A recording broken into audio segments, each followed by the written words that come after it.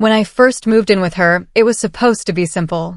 Two women, both busy with work and life, sharing an apartment to save money.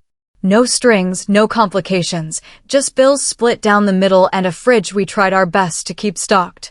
Her name was Sophie. She had this untamed energy about her, the kind of presence that filled a room even when she wasn't speaking.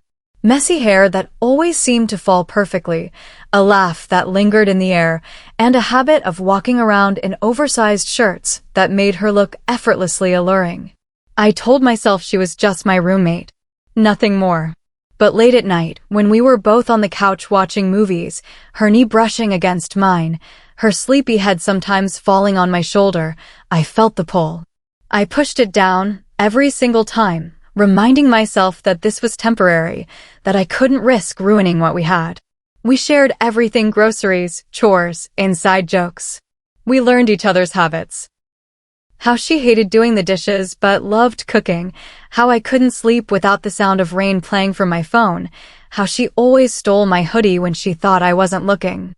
Still, there was something in the air between us. A spark I pretended not to notice, though my heart raced every time her fingers brushed mine when passing the popcorn, or when she leaned too close while showing me something on her phone. One night, it hit me harder than usual.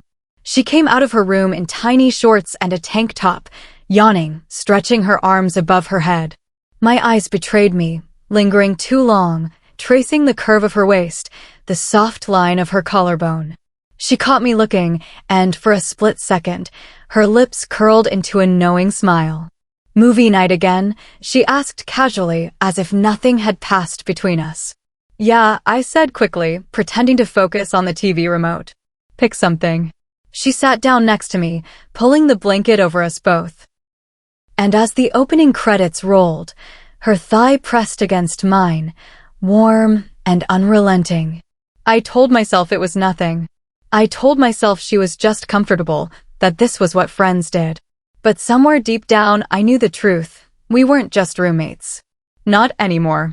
Something was building, quiet and dangerous, waiting for the night it would finally break free. And I couldn't stop wondering what would happen if I let it. Living with Sophie meant living in a constant tug-of-war between comfort and temptation. We'd grown into this easy rhythm, two people orbiting each other, brushing shoulders in the kitchen, laughing at dumb jokes, collapsing onto the same couch night after night. It should have stayed harmless. It should have stayed safe. But lately, it hadn't. It was the little things that started to blur the lines. The way she'd steal sips from my coffee mug without asking, her lips wrapping around the same spot mine had been. The way she'd brush past me in the hallway, her hand grazing the small of my back as if it belonged there. The way her eyes lingered sometimes, just a fraction too long, as though she was thinking something she wasn't saying. One night, we ordered pizza and drank too much wine. Sophie had this habit of talking with her hands when she was tipsy, dramatic gestures that made me laugh until my cheeks hurt. She was telling me some ridiculous story about her ex, waving her slice of pizza in the air, when she leaned closer and said, "You know, you're way more fun than anyone I've dated." The words lingered, heavy-charged. I swallowed hard, my mind catching on that single phrase, "more fun than anyone I've dated." Is that supposed to be a compliment? I teased, trying to lighten the moment. Her lips curved into a sly smile. Maybe. The air thickened, and I felt the shift. For the first time, I couldn't tell if we were joking or if there was something more. Her eyes searched mine, and for a second, I thought she might close the distance between us. Instead, she leaned back against the couch, smirking as though she knew exactly what she'd done to me. From then on, it was impossible not to notice everything. How her legs stretched across my lap when she got comfortable, how she'd lounge on the couch in shorts far too small, how she'd wander into my room at night claiming she couldn't sleep. One of those nights, she sat on the edge of my bed, scrolling through her phone while I lay under the covers. "Why do guys always suck?" she sighed, tossing the phone aside. "Because most of them don't know what they're doing," I muttered before I could stop myself. Her head snapped toward me, her eyes gleaming with mischief. "Oh? And you do?" Heat rushed to my face. "That's not what I meant." She laughed, low and teasing, and leaned closer. "Relax, I'm just messing with you."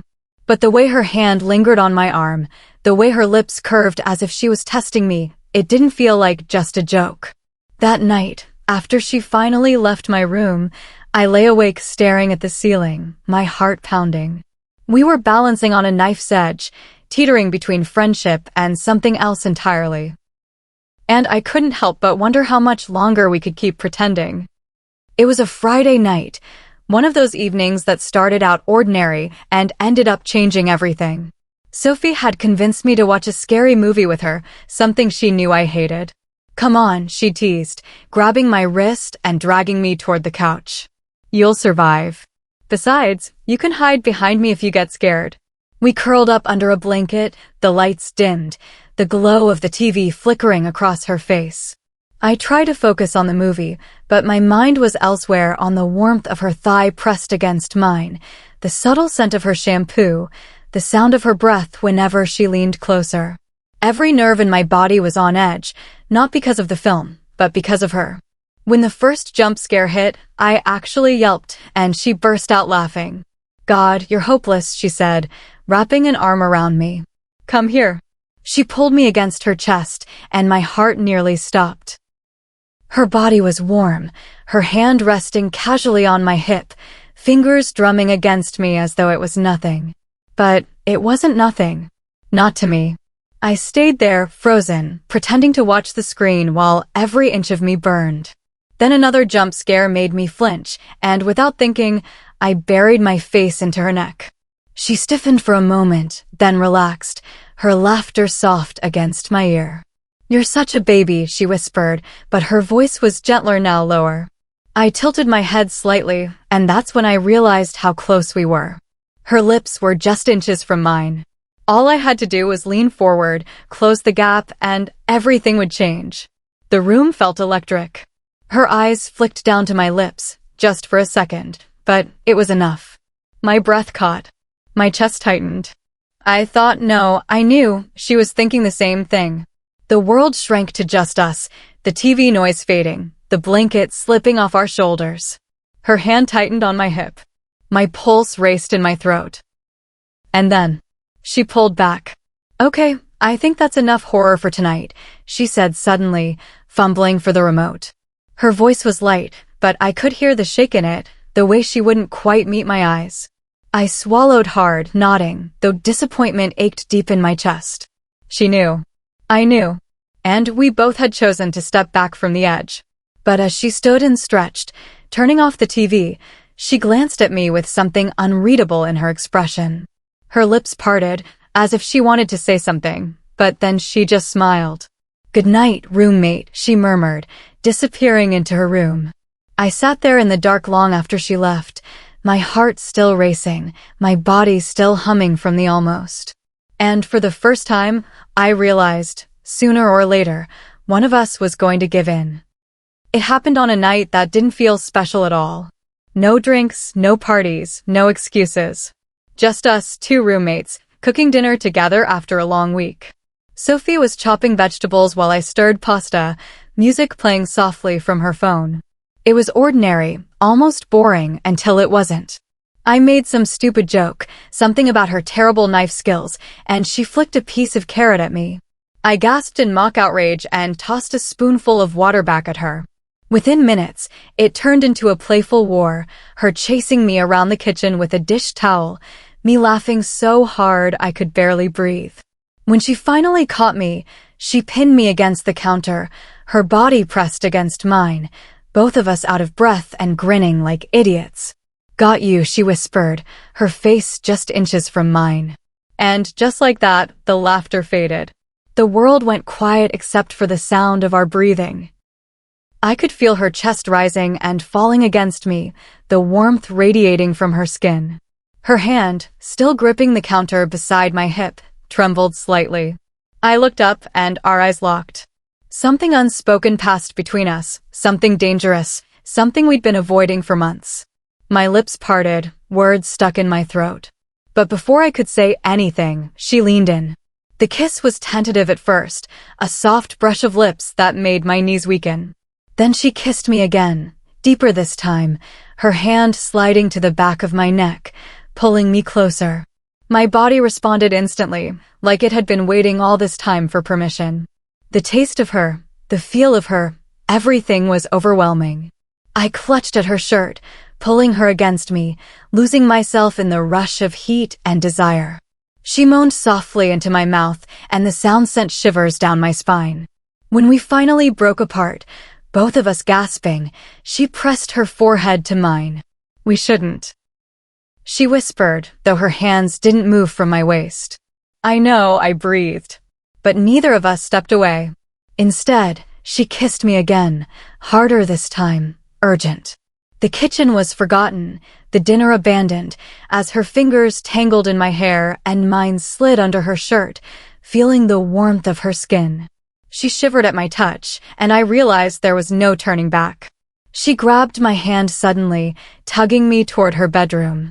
We stumbled through the hallway, our mouths never parting, our bodies pressed together as if afraid the moment would vanish if we let go.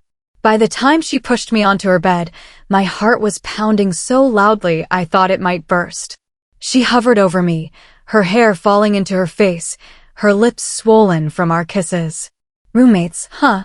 she whispered with a mischievous smile, before capturing my lips again. And just like that, one night changed everything. The moment her lips touched mine again, all the rules we had carefully built between us crumbled. Weeks of stolen glances, lingering touches, and unspoken desire now erupted in a rush that neither of us could resist. Her hands slid under my shirt, fingertips grazing my skin, sending shivers racing down my spine. I gasped softly, clutching at her waist as though afraid she might vanish if I let go. She smiled against my mouth, a breathless, wicked curve of her lips, before deepening the kiss until I was dizzy. Sophie moved with a confidence that made me melt, her body pressing down against mine, pinning me to the mattress. But beneath that fire, I could feel her hesitation too, a trembling at the edges, as if she was just as overwhelmed as I was.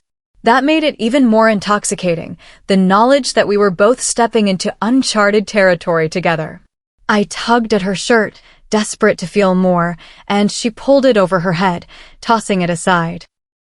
My eyes roamed her body, the soft curves, the way her chest rose and fell, and for a moment I just stared, stunned that this was real.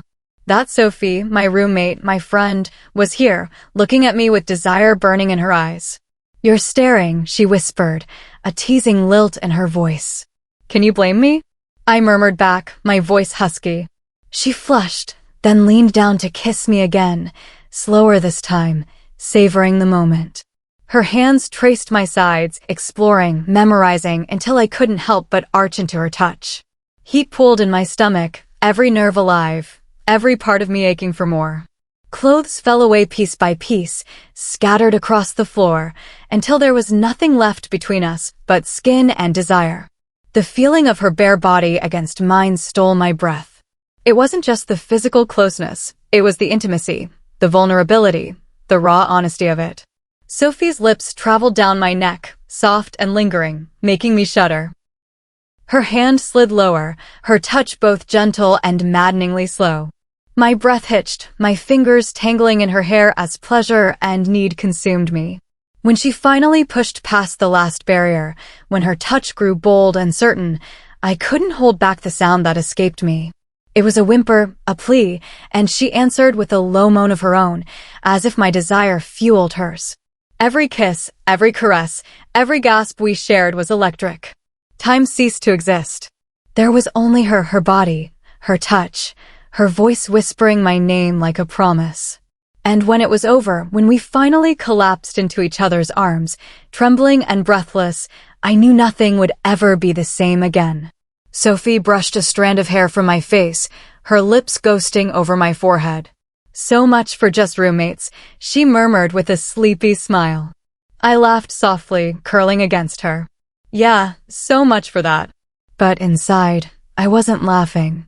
Inside, I was falling deeper than I ever had before. Sunlight streamed through the blinds, warm and golden, casting gentle stripes across the tangled sheets. For a moment, I lay still, disoriented, my body deliciously sore and my heart pounding with memories of the night before.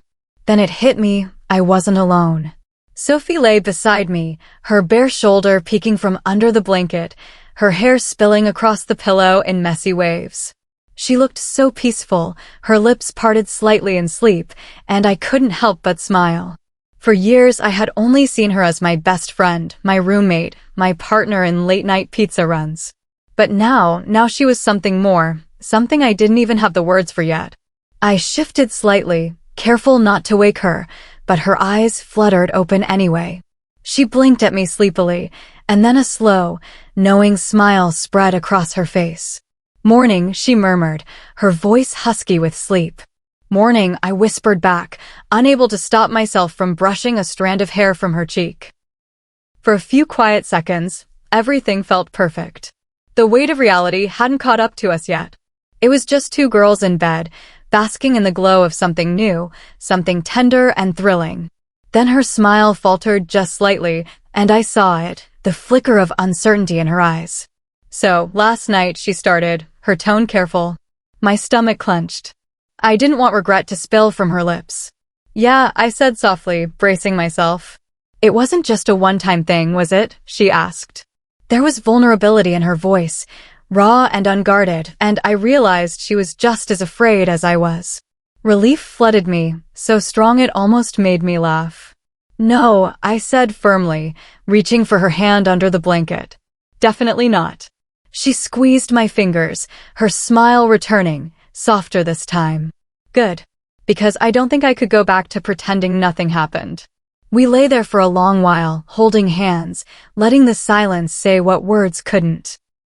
But beneath the warmth, a new fear crept in the outside world. What would this mean for us? For our friendship? For the life we had built as roommates? What if this complicates everything? I whispered, voicing the thought that had been clawing at my chest. Sophie rolled onto her side to face me fully, her gaze steady. "Then it complicates everything," she said simply. "But I'd rather face that than act like last night didn't matter." Her honesty made my heart swell. I leaned in, kissing her softly, a kiss that wasn't about lust this time, but about reassurance. About choosing each other. When we finally got out of bed, wrapped in robes and sipping coffee in the kitchen, everything felt both achingly normal and impossibly new. The mugs, the counter, the sunlight, it was all the same. And yet, every glance we shared was charged with a secret that no one else knew. We weren't just roommates anymore. We were something undefined, fragile, but undeniably real. And for the first time in a long time, that unknown didn't scare me. The days after that night unfolded like a dream, both familiar and uncharted. Our little apartment hadn't changed, the creaky floorboards, the chipped mug Sophie always claimed as hers, the pile of laundry neither of us wanted to deal with. And yet, everything felt different. She wasn't just Sophie, my roommate anymore. She was Sophie, the girl whose lips had memorized mine, whose laugh sent a shiver of warmth down my spine, whose presence felt like home in a way I had never dared to admit before. One morning, as I stood brushing my teeth, she walked into the bathroom wearing nothing but an oversized t-shirt. It should have been normal, God knows we'd shared the space 1,000 times before. But now, the sight of her tousled hair and bare legs made my heart race. "You're hogging the mirror," she teased, bumping her hip against mine. "Maybe I like watching you in it," I mumbled around my toothbrush, and the blush that bloomed across her face made me grin like an idiot. We cooked dinner together that night, and the air felt charged. She chopped vegetables while I stirred pasta sauce, our arms brushing every few minutes. At one point, she leaned over me to taste the sauce, her lips grazing the spoon I held, and my knees nearly gave out. "You need more salt," she whispered, smirking, and walked away like she hadn't just wrecked my entire nervous system. Even the couch felt different now. We curled up together to watch a movie, as we always did, but instead of sitting side by side, I found myself resting against her shoulder, her arm curling around me like it belonged there. Every small touch, her fingers brushing mine, her knee pressing against my leg, felt deliberate, electric. But with the sweetness came questions, unspoken ones hanging in the air. Were we dating? Were we just experimenting? Was this love, or was it something else entirely? One evening, as the credits rolled and soft light filled the room, Sophie turned to me, her face thoughtful. "Do you ever think about what we are now?" she asked. I froze, my chest tightening. All the time, I admitted, my voice barely above a whisper. "And," she pressed, her eyes searching mine. "Anne, I think I don't want to go back to before." My confession hung in the air, raw and honest. She exhaled, relief flickering across her face. "Me neither." She leaned closer then, her lips brushing mine in a kiss so soft it felt like a promise. In that moment, I realized something important. We didn't need to define it yet. What mattered was that we were choosing each other every day in every small way. We weren't just roommates anymore. We were something new, something beautiful, and though it terrified me, it thrilled me even more. And as I curled into her arms that night, listening to her heartbeat, I knew one thing for sure: life, as we knew it, had changed forever. It had been weeks since that night, and living with Sophie felt like a blissful secret. Every brush of her hand against mine, every shared glance in the kitchen, every kiss stolen in the quiet of our apartment, it all made my heart ache in the best way. But outside our four walls, nothing had changed. To the world, we were still just roommates. At first, I thought I could handle it. Our secret made everything feel more thrilling. But the longer it went on, the heavier it became. One Friday evening, Sophie announced, "I'm meeting Emily and Mark for drinks. Wanna come?" I hesitated. "I think I'll stay in. Long week." She smiled, kissed the top of my head, and left. I told myself it was fine, normal even. But when I saw her Instagram story later, laughing at the bar, her arm slung casually over Mark's shoulder, my chest tightened. It wasn't that I didn't trust her. It was the fear that maybe, outside of our little cocoon, she could so easily slip back into the world where I didn't matter in that way. By the time she got home, tipsy and glowing, I was curled up on the couch pretending to watch TV. "Hey, you're still up," she said brightly, dropping her bag by the door. She leaned down to kiss me, but I turned my head slightly, and her lips brushed my cheek instead. Her brows furrowed. "What's wrong?" "Nothing," I lied. She sat beside me, studying me. "You're mad." "I'm not mad," I said, but my voice cracked. I don't know what we are to each other when we're not here." Silence fell, heavy and sharp. She reached for my hand, but I pulled back, tears stinging my eyes. "I feel like we're only real in this apartment," I whispered. "And the second you step outside, it's like I disappear. Like I don't exist." Her expression softened, guilt flashing across her face. "God, I didn't realize you felt that way." "Because I don't say it. Because I'm scared if I push too hard, you'll run." My voice broke then, all the fears I'd buried spilling out. "What if this is just fun for you? What if I'm just convenient because I live here?" She caught my face in her hands, forcing me to look at her. "Don't you dare think that," she said fiercely. "You are not convenient. You're everything. I'm just scared, too. Scared of what people will think. Scared of messing this up." Tears slipped down my cheeks, and she kissed them away, one by one. "I don't care about anyone else," she murmured. "I care about you." When she kissed me then, it wasn't playful or teasing, it was desperate, raw, a plea to believe her. And though fear still lingered in my chest, I clung to her, because no matter how messy it was, I knew one thing: letting her go would hurt far more than holding on. After our fight, things between Sophie and me felt sharper, more honest, more fragile. We had promised each other that night not to hide from our feelings anymore, but promises in the safety of our apartment were easier than reality. The test came sooner than expected. One Saturday, Sophie's friend Emily invited us both to brunch. Normally, I wouldn't have thought twice, but now, sitting across the table from Sophie in a crowded cafe, I felt the weight of our secret pressing down on me. Emily was mid-story about her latest date when she suddenly smirked at Sophie. "So, any guys catching your eye lately?" Sophie's fork froze halfway to her mouth. She glanced at me, just for a second, but it was enough to make my heart pound. Then she smiled casually. "Not really," she said.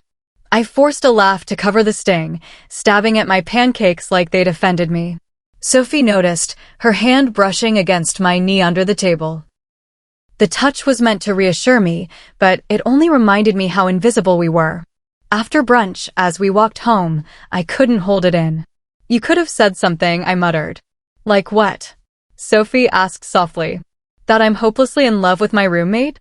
"Yes," I snapped, then immediately regretted the sharpness in my tone. Or at least something that didn't make me feel like I don't exist. She stopped walking, turning to face me right there on the sidewalk. "Do you want me to tell them? Do you want me to just say it?" I swallowed hard. People bustled around us, cars honked, and the city roared, but all I could hear was my heart pounding. "Yes," I whispered, "because I'm tired of feeling like I'm your secret." Her eyes softened, and for a moment, I thought she might argue. But instead, she smiled, small, shaky, but real. The next weekend, Emily invited us out again, this time with a bigger group. I almost said no, afraid of the tension, but Sophie insisted. "Trust me," she said, squeezing my hand. And so we went. Halfway through the night, as we sat with drinks in hand and laughter buzzing around us, Emily teased again. "Seriously, Soph, it's been ages since you dated. What gives?" Sophie glanced at me, and this time, she didn't look away. "Actually," she said, her voice steady, "I've been seeing someone." The table erupted with curiosity. "Who?" Emily pressed. Sophie reached for my hand under the table, then slowly lifted it onto her lap, intertwining our fingers where everyone could see. "Her," she said simply. Silence fell for a beat, followed by Emily's wide eyes and a slow grin. "Well, it's about time." Laughter rippled through the group, and just like that, the weight I'd been carrying dissolved. Sophie leaned close, whispering in my ear, "You're not my secret." "You never were." For the first time, our love stepped into the light. And though it scared me, it also felt like freedom. After that night with our friends, something shifted. We no longer had to hide in plain sight. Our love wasn't just a fragile secret tucked away in our apartment. It was real, acknowledged, alive in the open air. And with that came a new kind of peace. I noticed it first in the small things. Sophie no longer hesitated to hold my hand when we walked down the street.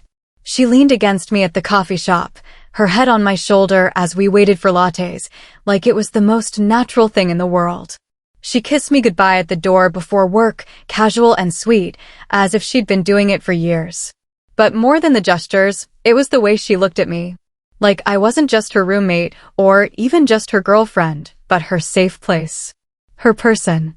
One evening, weeks after coming out to our friends, we sat on the couch with takeout containers scattered around us, watching some cheesy rom-com neither of us cared about. Sophie suddenly turned to me, her eyes soft, her lips curved in a smile that was equal parts shy and certain. "You know," she said, "I used to wonder what falling in love would feel like. I thought it would be fireworks, chaos, something big and overwhelming. But it's not. At least not with you." I tilted my head. "No?" She shook her head, lacing her fingers with mine. "With you, it feels like coming home. Like I've been looking for this my whole life and didn't even realize it." Her words sank into me, warm and steady, and I felt tears prick my eyes. "Funny," I whispered, brushing my thumb across her knuckles. "Because that's exactly how I feel." We didn't need grand declarations or dramatic moments. Our love lived in the quiet things, the way she stole my hoodies, the way I made her tea exactly the way she liked, the way we fell asleep tangled together, knowing that tomorrow would bring the same comfort. But there was passion too, oh, there was passion. Nights spent losing ourselves in each other, mornings waking up to soft kisses and sleepy giggles, afternoons spent finding excuses to touch, to remind each other that this was real. One night, as I lay with my head on Sophie's chest, listening to the steady rhythm of her heartbeat, I realized something. We hadn't planned this. We hadn't even seen it coming. We were just two roommates who stumbled into something bigger than either of us expected. But maybe that was the beauty of it. Love had found us in the ordinary and transformed it into something extraordinary. Sophie kissed the top of my head, her arms tightening around me as if she knew what I was thinking. "We'll figure it out," she murmured.